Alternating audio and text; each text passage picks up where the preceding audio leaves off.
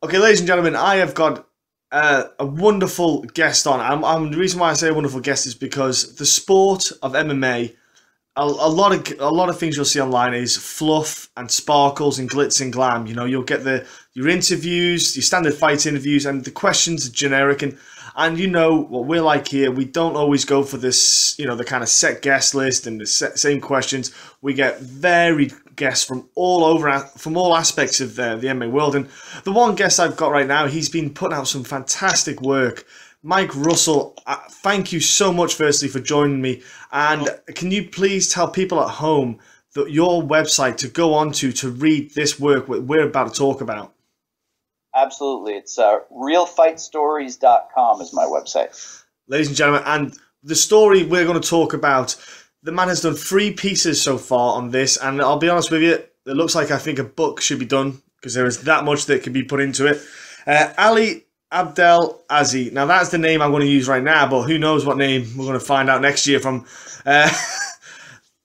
I think it's clear. Look, we know that people around the MMA scene know about this and what's come up, because there was, you know, you're not the only first person to report about Ali. That in a sense that I remember Bloody Elbow mentioned about it, how there was the contrast with him being a manager and obviously a promoter, a vice president for a promotion. That's a conflict of interest for, you're not allowed to do this with the Athletic State Commission, the commissions. But there's a bit more to Ali than meets the eye. Now, Mike, we're going to, obviously I could say tell us all, but I think there's take you a few days. It'll take a few days. So we're going to try and mini condense it down and maybe just pick some points out. Let's go back to the start. I want to ask how and why you came about this whole beginnings. Like, how did you start writing about this and why? Sure. Right around 2013, there were some fighters that had approached me that had been having some issues with Ali. So I started digging in kind of on his conflicts of interest as being a manager and a matchmaker. And, you know, I'd uncovered that he was trying to strong arm some fighters into signing with him. And he was using, you know, inflated World Series of Fighting purses to entice sponsors or other managers to get into bed with him and, you know, trade sponsorships of equal value. So they were kind of monopolizing things, and he definitely had these conflicts of interest. So I actually put a complaint in with World Series of Fighting back then, and, you know, spoke to, I think it was Sean Lampman at the time, you know, and was hoping that things had been done. And then I kind of, you know, didn't really follow up on the story because I left journalism for a while. But when I read Paul Gift's story and when I read John Nash's stories over at Bloody Elbow, kind of, you know, sparked my interest again, because I'd remembered all these things that I'd you know, brought to the attention of World Series of Fighting that nobody really knew about. So, you know, I thought I might write on my own site about it, and, you know, started on Twitter kind of mentioning it. And then all of a sudden, you know, I start getting tips in, and, you know, it's amazing how the community, the MMA community that knows all these things, wants to come together and kind of, you know, shine a light on dirty areas of the sport that we want cleaning up. But yeah, somebody kind of gave me the tip to look into his background in New York with the NYPD, and lo and behold, I came upon this book that he'd collaborated on in 2011. And I have now, when this gets released, there will be a list of fighters that I've suddenly been blocked by on Twitter, which is no doubt going to happen. And I am prepared to take that because I am invested in the sport, not my own interests about getting certain guests on. I'm not bothered about that. I'm bothered about cleaning up the sport, so to speak. And this is why I want your words and your information to get out there, because like we said before, we spoke off air, you're not going to see this, ladies and gentlemen, on MMA Fighting website. You're not going to see it on the MMA Junkie place. You're not going to see it on places like that. I think you might see it if something happens with the Nevada Commission when he goes up to face, so to speak, his questions. I think if he was to be found guilty, they would probably put it out there, because then, you know, he's being found guilty. He'll be his license will be revoked, etc. He'll be gone, so to speak, from the MMA community in that way, and that's when they'll probably speak up, because they won't have any ties to him. But at the moment, because he has got so many fighters under his book, and especially some of them are high level names. You know, Frankie Edgar, Rafael dos Anjos, Derek Brunson. There's some top guys there. the people like that, the MMA Junkie and the MMA Fighting, they want to keep them in their good books, which is frustrating. Does it annoy you a little bit, like you said, when you see interviews with their fighters and no one asks them any questions and stuff like that? Yeah, you know, I get it. There's sponsorship riding on it, like some ad buys on some of these sites that get paid by people at World Series of Fighting. Perhaps they were set up through Ali because he has certain relationships. You know, he gives a lot of scoops to a lot of different reporters. So, you know, I understand it, but what bothers me is that a lot of the reporters that are doing somersaults and ignoring everything, they know that my credentials and my background, I've never lied about anything. I've never made up a story. I've never had anything that I've embellished on. You know, my track record of writing investigative pieces kind of speaks for itself, especially, you know, some of the people that I've worked with in the past that have kind of ignored the story. So, you know, I get it, but it's definitely disappointing when, you know, people that claim that they're journalists are avoiding the situation completely. And that's why I respect the work that you do, and that's why you're here. And another guest I've had on in the past is Karim Zidane. I have so much time for him with his work. The stuff that he kind of... Karim's great. Oh, the stuff he brings up from Russia and the kind of Chechen stuff. Oh, it's absolutely... It blows my mind. It's beautiful stuff to see. And the fact, again, it's not glitz and glam, so it doesn't get the attention it does. And you know what, people, look, every sport, every aspect, everything in life pretty much, there's a dirty side to something. We're just trying to kind of get it out there. And look, you're going to have to listen to this. So look, let's talk about Ali. Or whatever, whatever we can call him. Well, many aliases. Yeah, so one thing we can certainly say is he is not an Olympic judoka. That is something we can certainly cross off the line, which is where I suppose the story starts or begins, really. Yeah, it is. He actually came over under the cover of the '96 Olympic Games.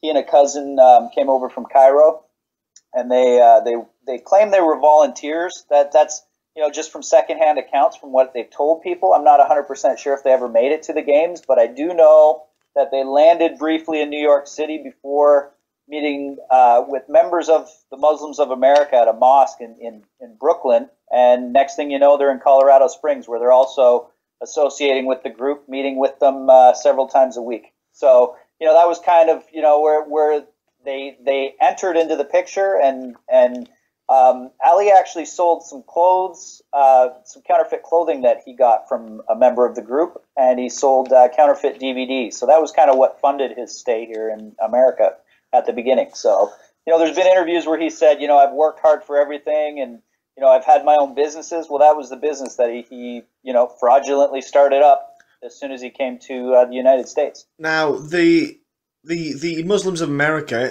for example, if I live in Canada, like yourself, or if I lived in Australia or England, somewhere that might not know what this is, what are they, firstly, just to give people an idea of who they are?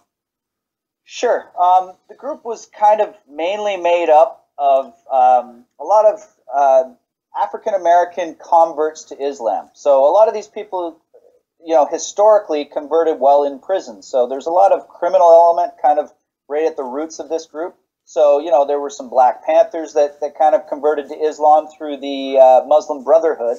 And the Muslim Brotherhood was kind of where this group got its start. So, you know, this unknown sheik from Pakistan comes into Brooklyn in the late 70s, early 80s, wearing gun belts and preaching, you know, at mosques about how everybody needs to learn to protect themselves, and, you know, Muslims need to learn how to stand up for themselves. And it really caught the attention of a lot of these, you know, kind of poor black neighborhoods in Brooklyn. So, you know, he built this group that followed him like the Quran says you're not to follow a cleric. So, you know, they were basically worshiping the cleric like they should have been worshiping the God, which is Muhammad. So, you know, there's right from the beginning he was recruiting them for to go over and fight against the Russians in Afghanistan. So a lot of these training videos that have been released, and I've kind of spoken about them in some of the stories. I've talked to some experts about them, and they said, yeah, they were making them, and they'd say that they were doing all this planning for their brothers over in Kashmir that were struggling, but a lot of these tactics and techniques were being used and utilized and trained to people right on their land. So, you know, a lot of these people never had any intention of going over. including a group of women that you can be seen in one of the one of the films, training, how to slash people's throats from behind, how to choke people, how to shoot people. There was quite a lot of very scary tactics that were being taught in these films that people just kind of, I guess think it's a right-wing conspiracy theory, but I've seen a lot of documents that disprove that, and I've spoken to a lot of law enforcement agencies and members of these agencies who have given me some very chilling details. So, I like you, I just think it's important that when people are dealing with Ali Abdel Aziz, they know exactly who they're dealing with and they know the risks involved, because I'd hate for something to happen with, the knowledge that I have and the MMA community has had some devastating losses. I'd hate to see that go any further. And that's the thing about it. You got to think he had that beginning in the United States. So that's the beginning in the United States. We have no idea how his upbringing in Egypt was, to an extent. We have no idea what he could have been doing there. But what we know so far is straight away from the start, it wasn't clean. It wasn't, let's say, legal is the best way to put this. No. Now, you got to think, if that's his practice then, the practice he has now is pretty much the same. There's not much changed over that time, but he's been keeping that behavior consistent though, and that's the thing about it. He's just wearing a different kind of outfit each time. Yeah, and I see that. I see the fact that a lot of his business practices he learned, like he was 18 when he came over here in 96. So, 18, 19 years old, you don't really have a lot of business acumen. So every business dealing that he learned about, between being a CI, he ran a car lot with one of the leaders of the group at one point that he owned. A lot of his business dealings were where he was taught how to do things, illegally, throw a little money over here, buy some support, buy this guy off by doing this. And I see that, a lot of people in MMA, especially fighters who are struggling for cash, they're looking at that as, he's putting a lot of money in my pocket, even though he's taken a lot from me as well. It's still more than I would have gotten elsewhere because he has access to the cookie jar. But, when you look at the fact that he's not licensed and he's got this criminal background and he's been breaking laws and rules, I think it would be a big mistake if the Nevada Athletic Commission doesn't look into this a lot deeper. And, with Pat Lunville gone, that's the one fear that I have. She was my main point of communication with the commission because Bob Bennett has ignored my phone calls and emails for about the last 10 months. And I brought that up to Miss Lunville about how it was a concern of mine, that I thought maybe they were sweeping things under the rug and they didn't investigate Ali the first time around, to the best of their abilities, because there was clear evidence that he was breaking the rules and breaking laws, and they basically just gave him an ultimatum, and he says they didn't. I believe they did, that you choose one or the other. You can't do both, which is what World Series of Fighting has done from day one, too, and he didn't do it. So, guessing that that's going to happen is, or trusting him that that's going to happen when he's repeatedly lied and deceived people and, shuffled things under his wife's name, which was a big mistake on his part. He also used to... His big scam was he'd have other managers pretend, or other representatives in MMA, sponsors and such like that, pretend that they managed people so that when he matched them, it didn't look bad on paper when he mismatched them. So, there's a lot more to the onion, I think, than even I've even touched on yet. But it paints a very clear picture of the things and the person that you're dealing with if you do business with Ali. So, that's just my only goal here is, like it's always been, I just like to shine a light on things. Well, that is the thing about what made me worried more, because being a competitor in MMA, was the matchmaking side of things with World Series of Fighting. The fact that he would give his fighter a more favourable fight, because at the end of the day, people, a fight anyone can win any fight. Let's be honest. Like, there's no such thing as a gimme, because anyone can knock anyone's ass out. Look, we know this. We've seen it too many times.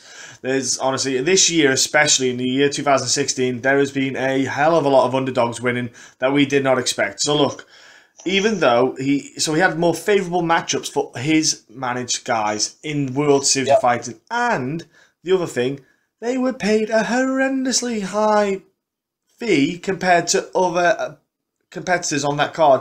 That was one thing that griped me as well, big time with World Series Fighting. I remember seeing one of the fight cards, And a guy on that promotion, World Series of Fighting, who proclaimed to be this giant promotion, who claimed to be second or third biggest in the world, right? They claim this, it's fine. Yep. Who had a guy on who made $700, it worked out about £700, I think it was, about £700, yep. Maybe $800, $900, something like that, depending on the exchange rate. And I sat there and went, hang on a minute, because I know the tax in America is not low, it's quite high tax, so yep. I thought, when he takes that tax away, and then he gets what's left over, then how much is he actually getting out of that? And I just couldn't get I thought, why would you even bother wasting your time? You're not going to be... He was the first fight in the card. It doesn't matter if he's the first fight or the last fight. That amount of money is terrible. He was never going to get shown on TV, so he could have easily just went off to a different promotion and probably made more money selling tickets in a smaller show in a regional area. But that was horrendous. I remember he got that much, and then one of the main guys got about $80,000. That's just it's a crazy deficit. And the worst part about that is you have to look at who he was fighting. You go through the list, and if it was a guy that Ali was setting up, it makes you wonder: was it worth it for you to come in for a setup fight that you could lose your eyesight, could, brain health, everything else.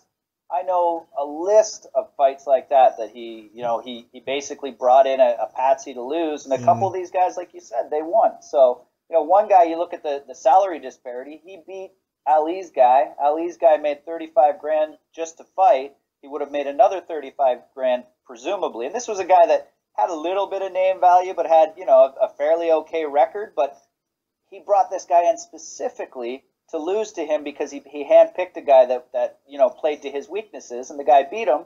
He made, I think, $7,000 or $12,000 to beat a guy that made $35,000 to lose, and it was just because Ali was inflating the purses. So.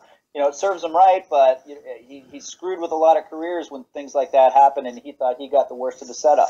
Yeah, that's the thing. I get a bit upset on that side of things, because being a fighter, competing, and it grinds me, that stuff, because I think I'd love to meet that. I'd love to meet, if I was me trying to get set up, I would love to have met him, and I'd be like, listen, Sunshine, I'm going to knock your boy out, and then I'm going to probably go and knock you out, Sunshine. That's what my thoughts would have been with him, but...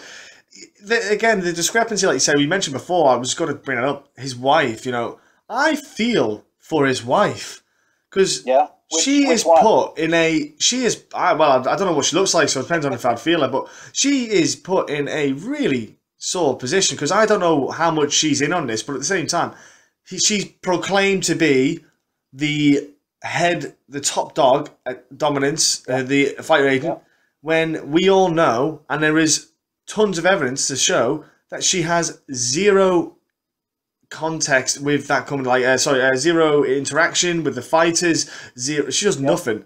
Yeah, we see Ali. She's got 4 kids she takes care of. So Ali's, out doing everything else, and she's at home with her kids. But the problem is, all it would take is to be like, one phone call to Joe Silva. Who do you deal with? One phone call to Sean Shelby. Who do you deal with?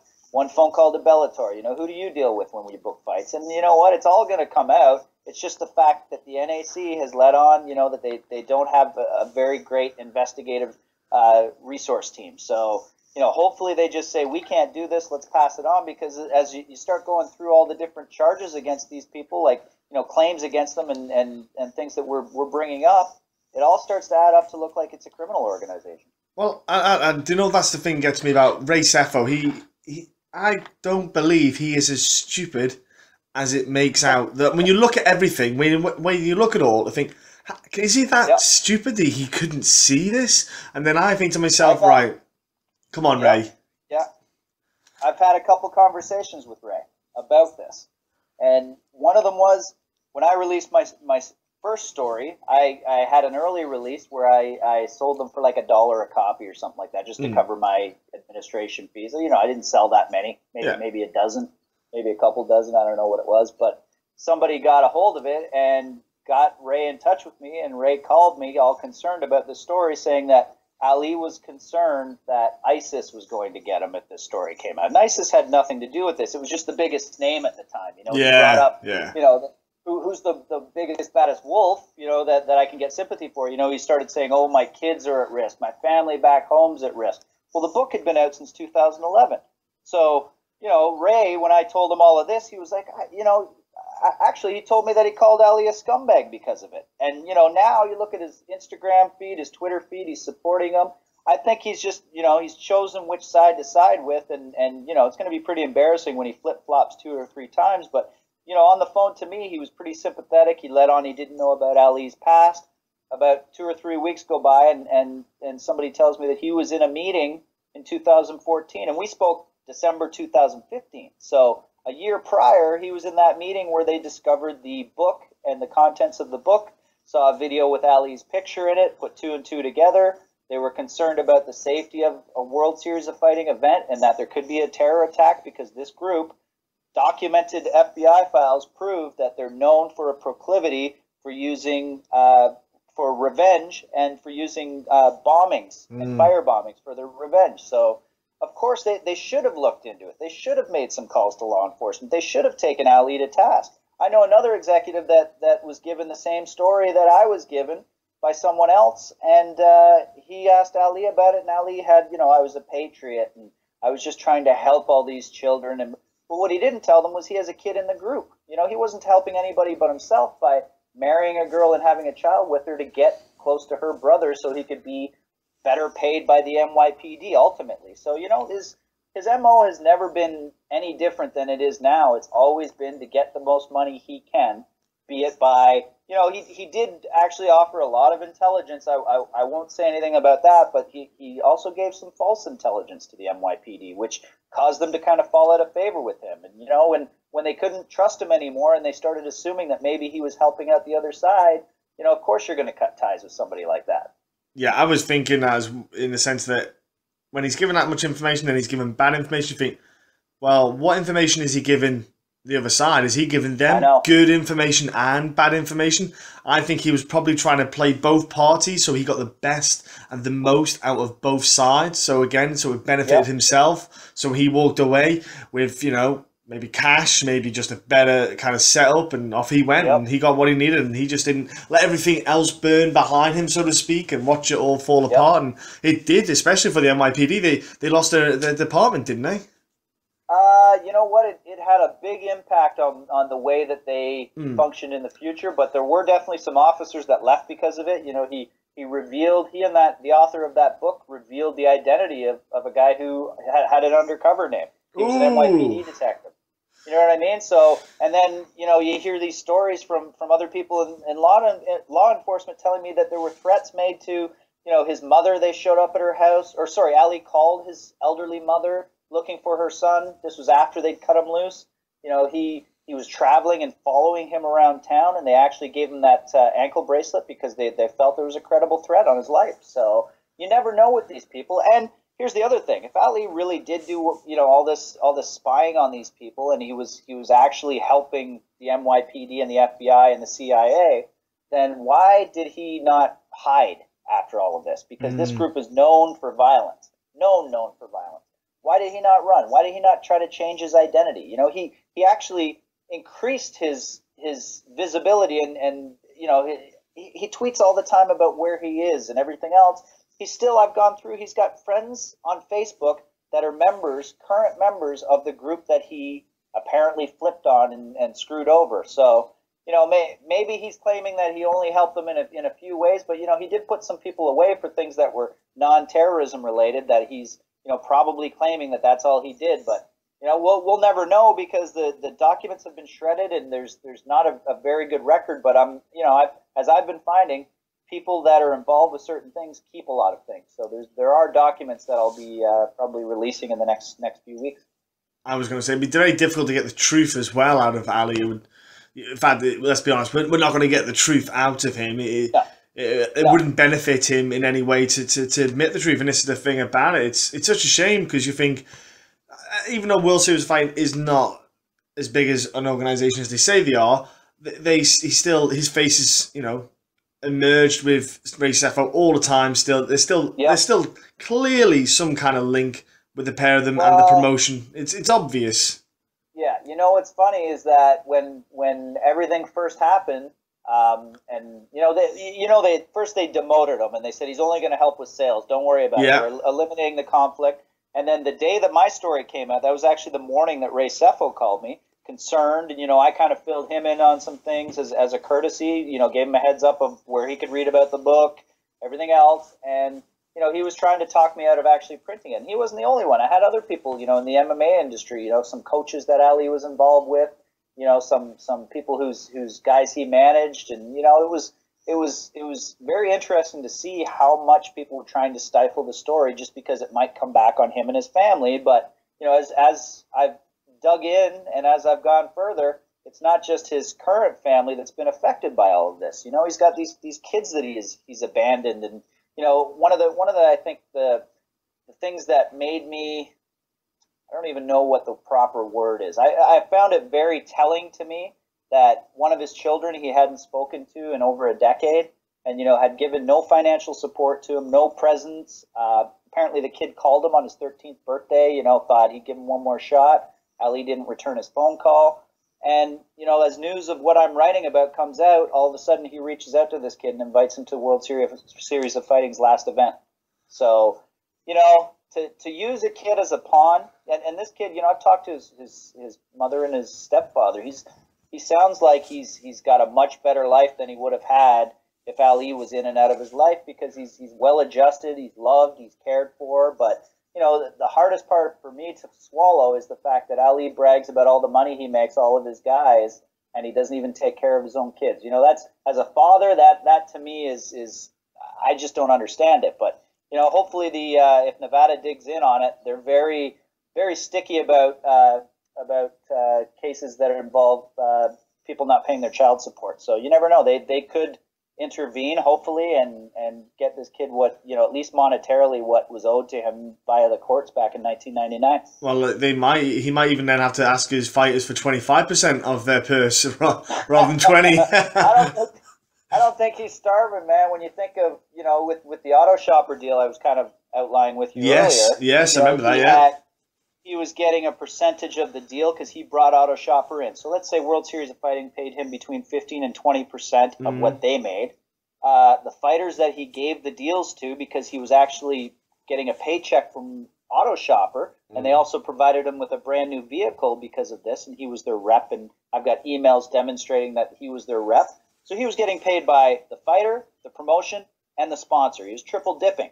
So the problem with that is, to kind of spread it out so it didn't look like it was just his fighters, he'd trade other managers and say, listen, I'll give you this if you give me one from your main sponsor. And so there was this monopoly going on where the sponsorships were just being passed around to, his fighters and a few other fighters. But, to me, right off the bat, the World Series of Fighting should have dug in a little bit deeper. I'm also told that there was a time where 3 events in a row, the sponsor check from Auto Shopper just went missing. And as they dug in, started going through the books, they found out, and Ali finally admitted it. And, I don't know if he ever came clean on it as far as paying everything back, but I was told there was about $50,000 that he owed back at that time. And this was from somebody that was, directly dealing with the situation at the time. And I've confirmed with one other person that this did take place. So, as far as people saying, oh, you've got all these allegations, I've checked and I've vetted my sources, and as far as documentations and emails go, I've seen a lot of emails that I can or can't speak of depending on the chain of custody. I don't want to reveal my sources because them and another person have this email, right? So a lot of things get forwarded inadvertently through a lot of these organizations. So that's, a lot of the things, and the reason why it took me 10 months was because I had to make sure that all of my sources were legit. I had to make sure that I had documentation because, let's be honest, I'm an independent. It's going to be a little bit harder for me to defend myself than it is a major place like that that's going to try to shut me down as far as World Series of Fighting goes. And you've, as I told you, about the invite I've gotten from World Series of Fighting to come visit, right? It's like, yeah, I've seen The Sopranos. I know what happens when you also people come for a visit, right? Yeah. There'll be a live streaming of your death, yes. Yeah, I couldn't get over it. Well, at first I was like, come on, this is... I'm like, there's nothing that we can't talk about over the phone that's going to change my mind if I go to an event. Events are, to me, you're just shining bright lights in my eyes and making me think, wow, they're not going out of business. Well, that was the least of what we discussed in either of our reports between mine and Bloody Elbows. There's a lot more serious things, and all I wanted Bruce Dyfick to answer when we were talking, as far as we were chatting back and forth, and he kept not answering the question was, I wanted to know if he was involved in or if he knew about the meeting that happened in 2014 about Ali being a part of that book and his past. and about the concerns that were raised by other executives that were ignored. And the other thing I wanted to know was why he blocked the vote, you know, that happened to eliminate Ali from World Series of Fighting. He was actually voted out unanimously, and Dyfik was one of the guys that voted on it. But as soon as Sean Lampman went to jail and Dyfik took the complete control of the company, it just never happened.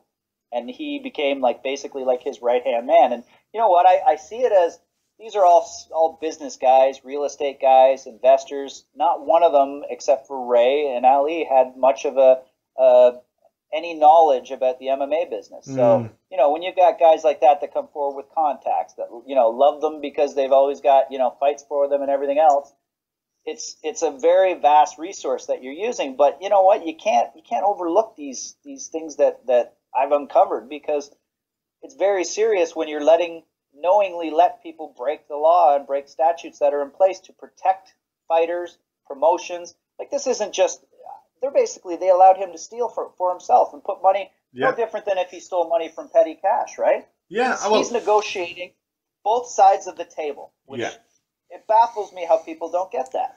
And you think to yourself about the checks before, well, obviously I don't know how the IRS work in the United States, not sure how it works all there, but, you know, does that come to light? Do the IRS not know about this? Do they know about this 50,000? You know, that's a question you got to think and ask to yourself.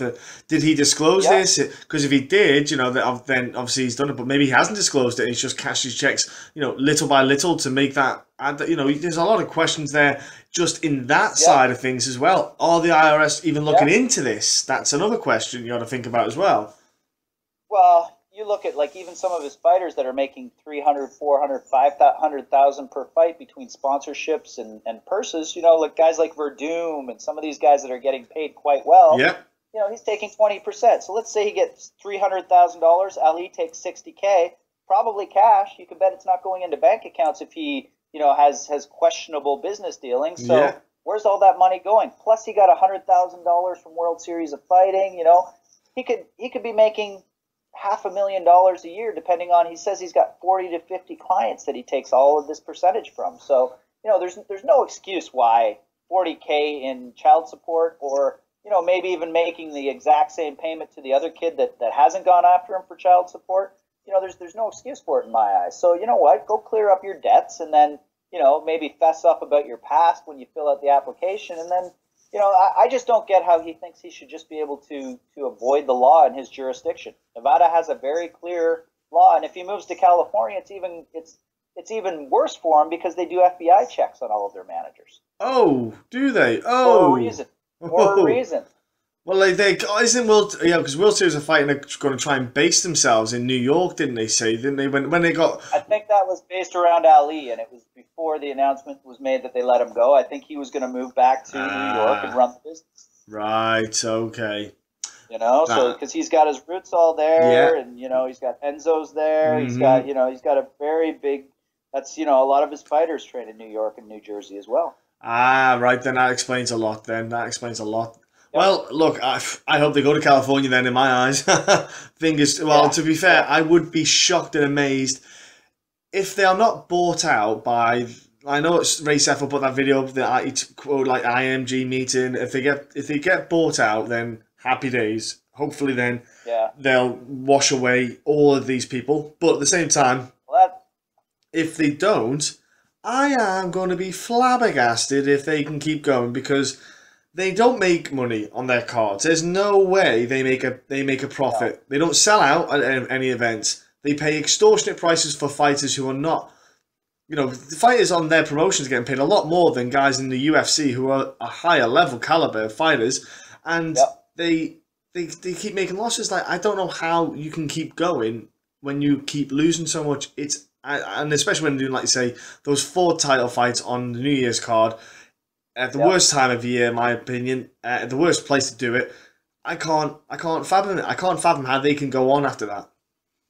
No, and I'm told, like, it depends on which theater is at Madison Square Gardens, but one of the theaters only holds about 2,000 people. So, you know, if they're going to put on a televised card at a place like that, it's going to look really bad on NBC. But here's the other thing: NBC, they haven't had an NBC card in about 2 years because there were some issues that they had. I won't go into them right now because it's pretty sensitive, and I probably should think about exactly how I word it.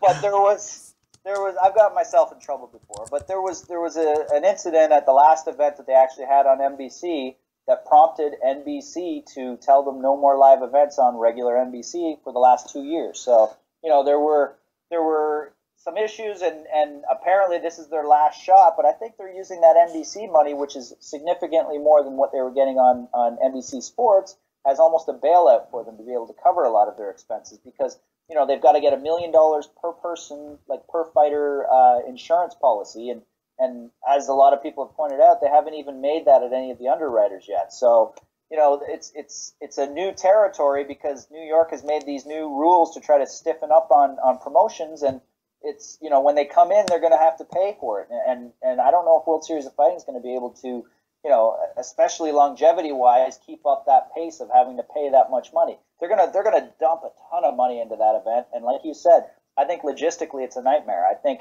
all the people that are going down to Times Square for New Year's are going to make it crazy for people to try to get. People camp out overnight to get a spot right at the front of Times Square. So you think you're going to be able to just hop in and off of the subway, or get to your hotel if you're in town for that show? It's not going to be like the UFC's New York event. It's as much glitz and glamour as they're throwing in there, and they think it's going to be like a Japanese event.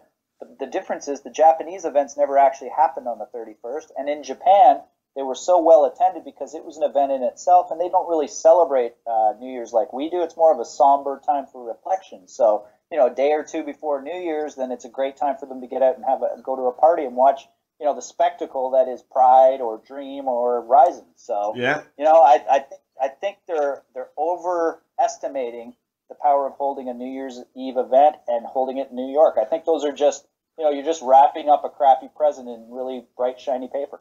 And you got to think, getting the fighters to the venue. You got to make sure what the traffic's going to be like, where the hotel's going to be.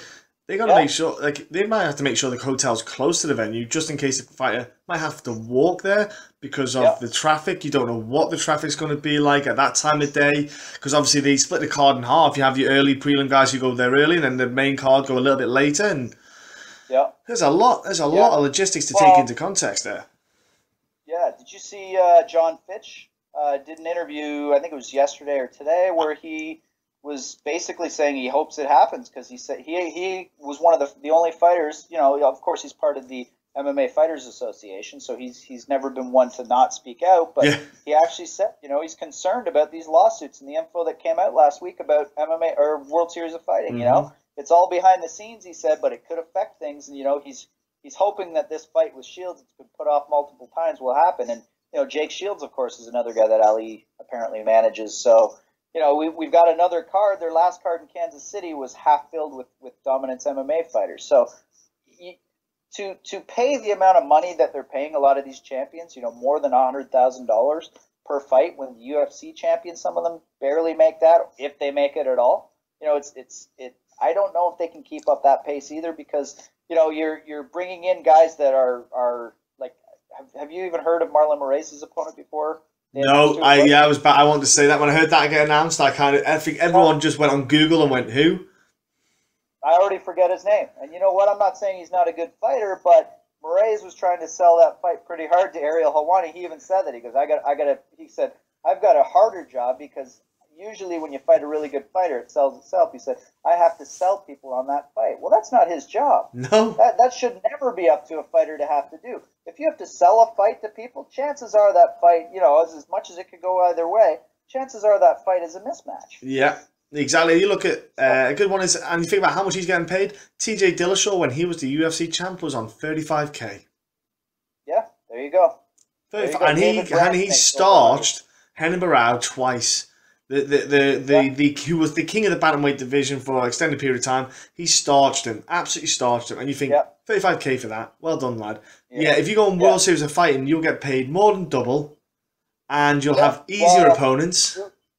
You will if you sign through Dominance MMA, and that's been the pitch of Ali's for quite some time. Yes, you sign with me, I'll get you more money, and he has. He's proved it. But the worst part about it is, he brings all of his guys in and takes care of them, but whose detriment was it to? World Series of Fighting has lost money because of some of the deals he set up, which is, when I brought my original complaint forward to World Series of Fighting in 2013, I spoke with Sean Lampman on the phone.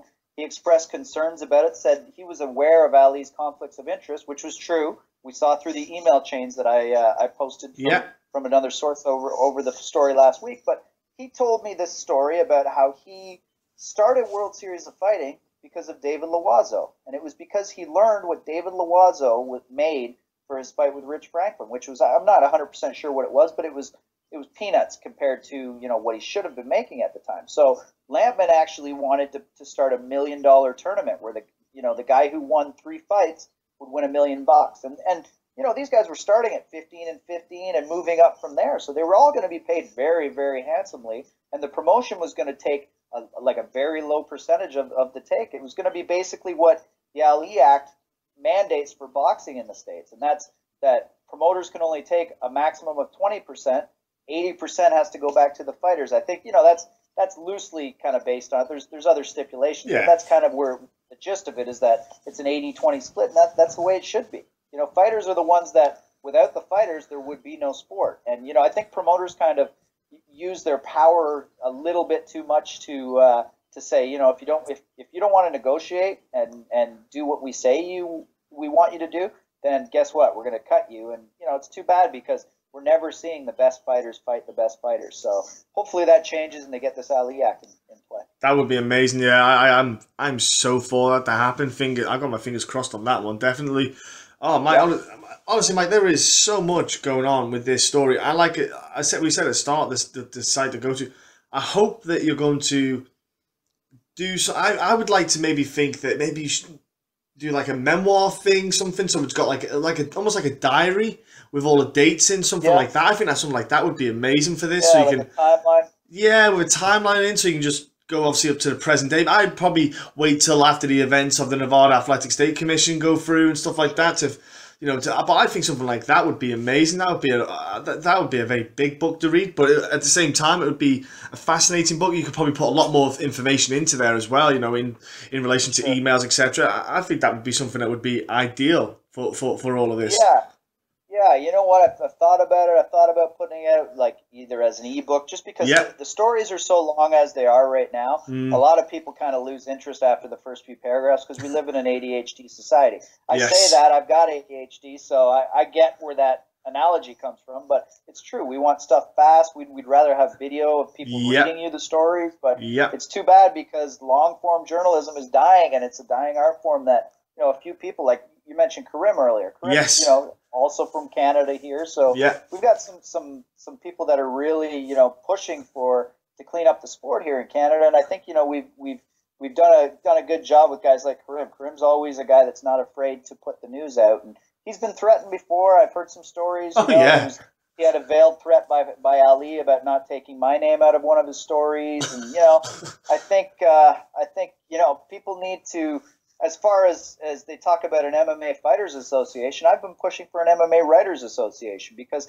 you know what, when people, kind of diminish work that people have done, like myself, like Karim, other people, and I'm sure some people will say this is a big sob story, but it actually takes away from the legitimacy of a story. And if a story is well written and the facts are there and they're laid out and, there's no real question of who the sources are, then there's no real reason for people to say, I hope another outlet can come and prove these stories. I've worked for all of these big organizations. I've written for the UFC. I've written for, Fox Sports, Yahoo Sports, UFC Magazine, Fighters Only Magazine, Fight Magazine.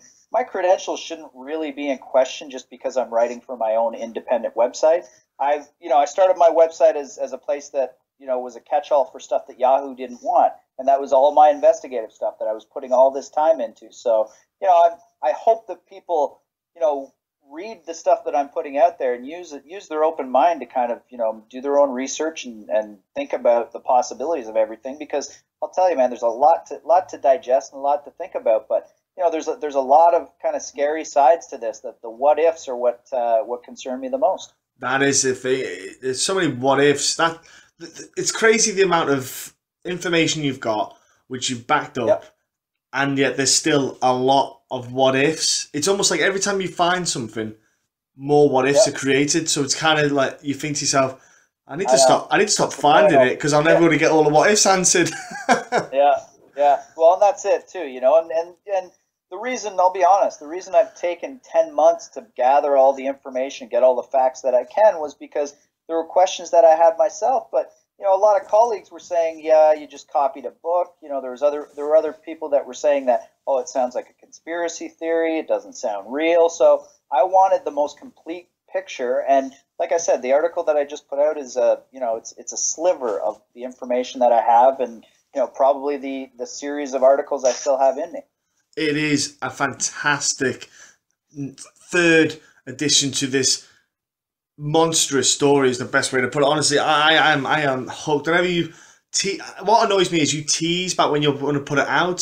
So I would rather you didn't say when you're putting it out and just put it out. I am sitting there and I'm waiting. Then you went, this recent one, you went, oh, something went wrong. And I went, are you kidding me? I literally was at work because you said you were going to do it at 9 a.m. on the Monday and Tuesday. And I was sat in work at 1 o'clock on my lunch break thinking, that's it. I'm sorted. I'm going to sit at my desk and read this. Oh, how dare you? How dare you let me down? Yeah, you know what? That was my fault. It was one of those, like, honestly, I had, like I told you, I had a phone call at like 2 in the morning, and it kind of changed. I almost rewrote that complete story overnight. I had 2 hours sleep, just long enough to set my alarm from between 4 a.m. and 6 a.m. Got up, finished it. Then I told you I went into my temp job all day lifting furniture. So, you know, it's not a glorious job to be an independent, as I'm sure you know. You know, I don't make any money off of this right now. Same here, yeah. This is all off our own backs. People think if you're not getting paid, you're not putting out good content. And it's like, man, I've made as much money as anybody in the sport writing, you know, at certain times in my life. And I don't think money necessarily actually adds to your credibility, because there are a lot of people that either aren't making money or aren't making much money, but have put out some pretty amazing content. So, you know, I hope that people don't, you know, it's amazing how people can kind of discount what you do for whatever reasons. You know, I've had people say, oh, it's personal. Well, you know what? It is personal that Ali has been allowed to take advantage of people, the system, the sport for so many years. Yeah, you know what? He's made some personal comments about me in the media that maybe have motivated me to keep digging in, but it's not. I don't have a vendetta against him. I just, you know, from 2013, I've known that he's been acting illegally in the sport. What am I supposed to do? Just you know, let that kind of get swept under the rug like a lot of people do, just because they have reasons to? I had no reason to protect the information that I had. And I am thankful, Mike, that you've stuck it out there. Look, we're gonna wrap it up there because, like I say, mate, this is a rabbit hole of fantastic information we can go through. We spoke before about a lot of things as well, and there is more to come. And I am so annoyed I have to wait. It's almost like watching The Walking Dead has started, and you have to wait for The Walking Dead to start again. It's killing me that, you know, now you have to wait once a week for the new Walking Dead. I'm like, I just want it all at once. It's that kind of, like you said, the ADHD. You know, we just want everything there, bang, bang, bang, right now. But look. I'm going to put all the links in the description below anyway for everyone to jump into, because I'm going to push it. I'm going to put it on our Facebook page, on Twitter. I'm going to stick it all out there. Even on the Instagram, I'm going to stick it all out. But look, before I let you shoot off, before we finish up, just let everyone know what your site is again, what your Twitter handle is, and just, like, you know, ways to kind of reach out to you. Sure. Yeah, you can connect. My website is realfightstories.com, all one word. You can connect with me. Typically, I go through Twitter. I use Twitter for, you know, it's linked to all my other accounts too. I'm not a big Instagram guy. I don't like pictures as much but, you know, best way to get me is on Twitter at Mike Russell MMA, one word. You know what? If you follow me on Twitter, I do kind of leak little bits of information here and there as I get them. John, I'll add you to one of the people that I send some little tidbits to. I've been sending you kind of screen grabs of conversations and stuff I have. The other thing that does is if anything ever happens to me, everybody knows who to suspect. So magically you'll be found late. You'll be found with a sofa on top of you. Yeah, or out in a boat ride where I get a confession before I'm thrown into the bay. Look, Mike, honestly, I've loved this. I was addicted before when I read the articles, and the fact that we talked obviously a bit off air and on it, I love it. Love this. I love the fact that someone's putting the time and effort in, and I think you need to let that get out there. Not just written form, verbal form. We've got some of it out there. We're going to make everyone go and read the rest because it's well worth a good read, people. So again, Mike, thank you so much for your time. It's been absolutely fantastic for me to have you on here. My pleasure, man. I appreciate it. Yeah, I'm sure we'll talk, and then maybe I'll come back on to break down some of the other stuff that we're gonna probably release in the near future. So we're gonna have to cover this NAC thing, like I told you. Lunville's gone, so I'm gonna have to follow up because Bob Bennett's not answering me. So I've talked to the Attorney General's office, left messages with them to get back to me to let me know where it's going. So we just need some accountability to see. All I want is that if it's investigated properly and everybody looks into the right things and weighs all the evidence, then fine. Whatever the findings are, I guess those are what the findings are. Yeah. And that doesn't necessarily mean we have to just swallow it, but I just think that the last time around he just Bob Bennett let him off a little bit too easily by just saying we'll just leave World Series of Fighting if that's what he did. So hopefully we look into this whole licensing issue and get to the bottom of it. Agreed, my friend, agreed. Look, ladies and gentlemen, that is Mike Russell, and thank you very much, sir.